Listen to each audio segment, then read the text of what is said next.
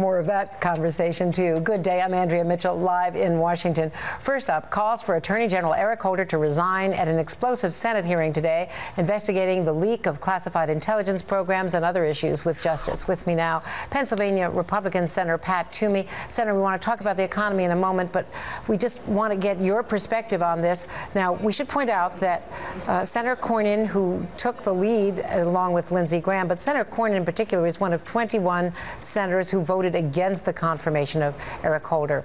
So he already had a grievance against him, but it got very fiery there today. What do you think about the whole question of the leak investigation, whether the Attorney General is correct, as Democratic senators have said, and some Republicans, that it is much quicker and easier to move ahead with U.S. attorneys investigating those national security leaks than to go through the whole process of finding a special counsel? Well, the question, though, is do we really have an independent and aggressive investigation? Because these leaks are very, very disturbing, Andrea. Is no doubt in my mind that it undermines national security, and that is very, very important. It certainly looks like a pattern, or at least the fact that it's happened repeatedly. This is very disturbing, and I think it does call for the most aggressive possible investigation.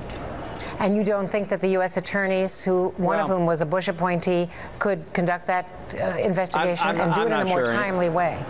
I'm not sure about that, Andrea. That's something that I'm going to consider a little bit further, look into a little further, and discuss some more with my colleagues. But I am very, very concerned with the frequency of very serious leaks coming out of this administration that threaten American security.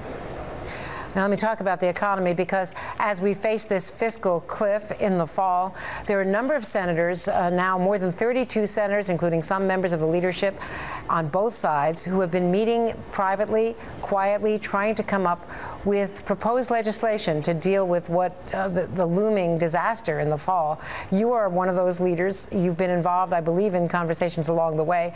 What do you think is it possible for Republicans and Democrats in this election year to come up with some answers before we have the expiration of the Bush tax cuts and those automatic spending cuts? Andrea, I wish I could say I was optimistic about what we can get done between now and the election. I'm not very optimistic. I sat on the super committee. I worked through that process painstakingly for months and presented a framework that was a major concessions to the other side, including new revenue, including the most modest and generally previously agreed upon spending reductions, and still we were not able to persuade our Democratic colleagues. As you know, we have the House Republicans have passed budgets in consecutive years. Senate Republicans, we've introduced budgets, we've voted on them, but our Democratic colleagues refuse to do this. So it's very frustrating, and I'm working on a tax reform piece that I think ought to be part of this. I know I have colleagues working on other aspects of it. I wish I could tell you that we were going to get some kind of breakthrough this summer. I think that's unlikely. And finally, I wanted to ask you about the report. I'm going to follow up in a moment with the White House, of course, with Gene Sperling. But this report from the Fed, which says that the recession was so much more painful for the average American family, especially middle-income families, than previously thought, and that it wiped out 39 to 40% of families' net worth. Does that, in fact, justify what the president has been saying and the White House has been saying about the need for more help and the need for more stimulus? Andrea, well, it's devastating. It is horrendous. Families have had so much of their life savings just erased from this financial crisis and the subsequent enormous recession. The problem is the president's program has been making it worse. The president got the big stimulus bill that he wanted. He got the huge health care takeover that he wanted. He had complete control of the elected government for the first 2 years, could do whatever he wanted, and he did.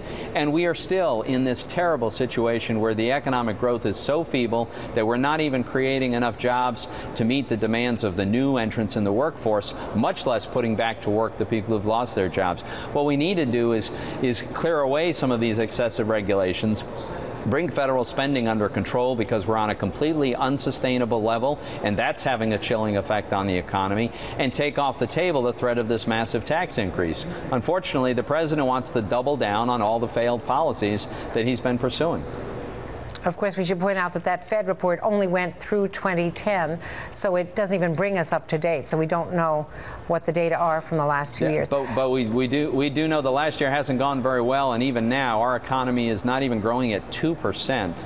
That is so feeble. As I say before, it's leaving people off the payrolls. It's not creating the demand for new workers that would help to elevate wages and thereby standards of living.